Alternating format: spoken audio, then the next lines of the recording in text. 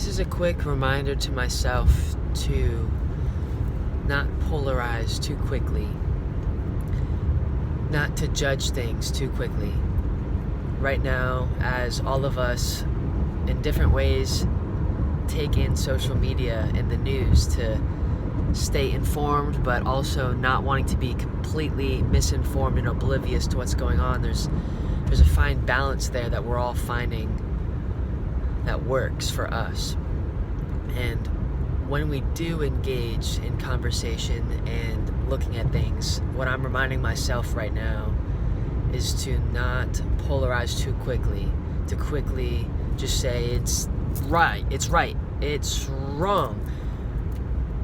I think that if we can refrain from doing that, if I can refrain from doing that a little bit longer, have that sort of moment to pause and be silent and not be triggered or reactionary up front, it allows for this deeper understanding, I believe, to sink in, to actually have a better glimpse at to what's actually taking place in situations that are layered.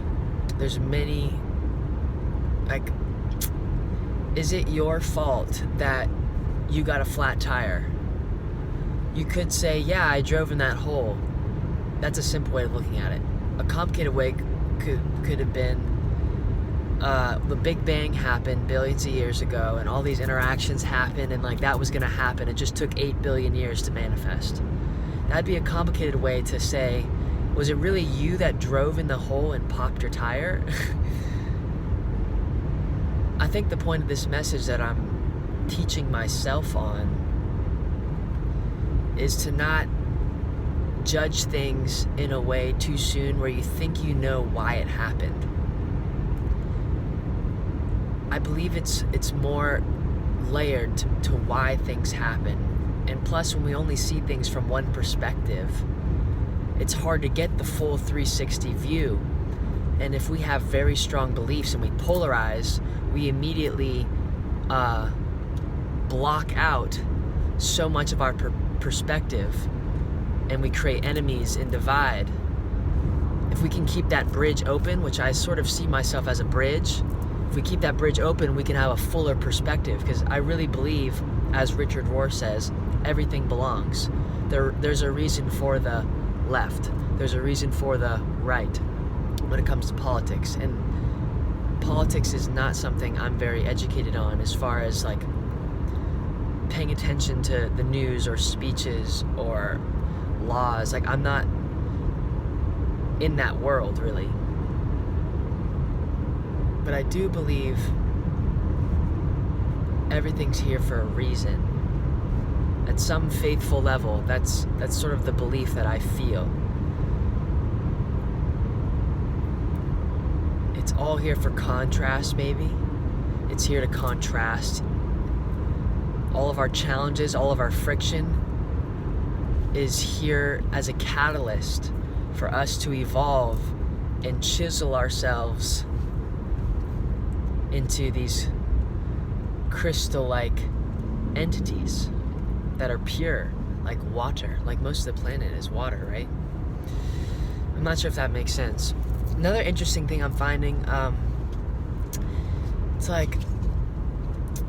this is something very personal to me. As a kid, I would pee the bed a lot. And for a while, I wore pull-ups or diapers. This sounds ridiculous. But I did, for a long time, longer than most kids. So I must have, or may have, or once had, I don't know if weak bladder is the right terminology, but I'm sure if I went and got examined or something with the finest technology today, maybe they could share some insight on this. But nonetheless, the point of why I'm bringing this up is I notice that when I get into deep truths, sometimes it triggers me to want to pee, which I think is sort of like a survival instinct to want to run away and hide and run away from the shadow, run away from the truth. And I think this will show up different for everybody. Right now, I'm starting to feel a pee come on, and I think you can kind of feel my energy speeding up a little bit because I'm getting a little more like flustered because I feel this bodily urge. And I think that's really good to observe, because it's very similar to like noticing your emotions, noticing how you feel in your body, and when you feel triggered by something in the news, like